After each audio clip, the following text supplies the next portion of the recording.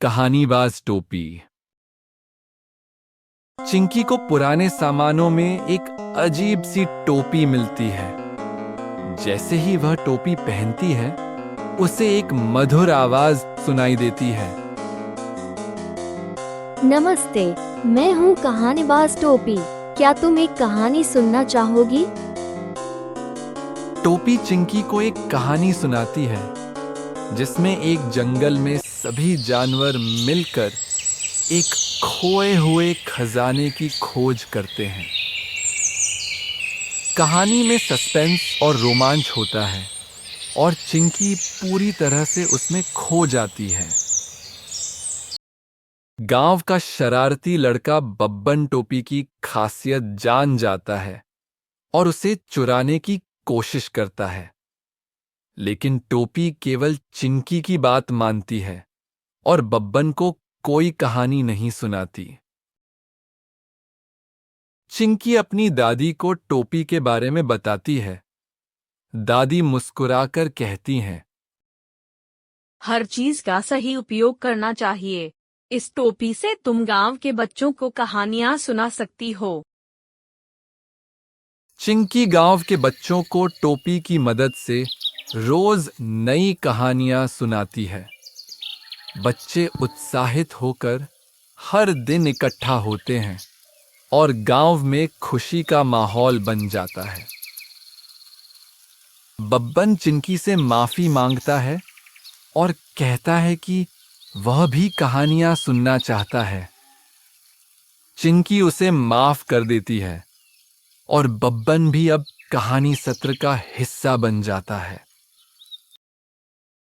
एक दिन टोपी चिंकी को एक रहस्यमय जादुई मेले की कहानी सुनाती है। मेले में अद्भुत खिलौने, बोलने वाले पालतू जानवर और उद्धाने वाली मिठाइयां बिकती हैं। कहानी सुनते सुनते चिंकी को ऐसा लगता है मानो वो सच में उस मेले में पहुंच गई हो। बच्चों ने कल्पना में ही मेले की सैर की और सबने मिलकर जादुई बाजार का नाटक किया। एक रात टोपी अचानक कहती है, आज मैं तुम्हें मिलवाऊंगी कहानी की परी से। चिंकी को सपने में एक परी मिलती है जो उसे कहानियां लिखने की तरकीबें सिखाती है। जैसे कहानी के किरदार कैसे गढ़ें, शुरुआत में सस्पेंस कैसे डालें। बब्बन ने टोपी से जिद करके एक साहसी कहानी सुनी, एक पिरामिड के रहस्यों की। बब्बन ने फिर बच्चों को साथ लेकर खुद पिरामिड बनाने का खेल खेला। बच्चे रेत से पिरामिड बनाए और खुद खोजी बन गए। सबको मजा आने लगा।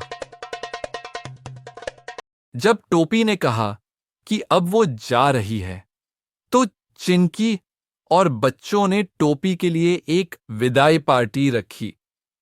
सबने टोपी को फूल पहनाए, गाने गाए और कहा, हमारी कहानियां कभी खत्म नहीं होंगी। टोपी मुस्कुराकर आसमान में गायब हो गई, लेकिन बच्चों के दिलों में हमेशा के लिए एक कहानी छोड़ गई।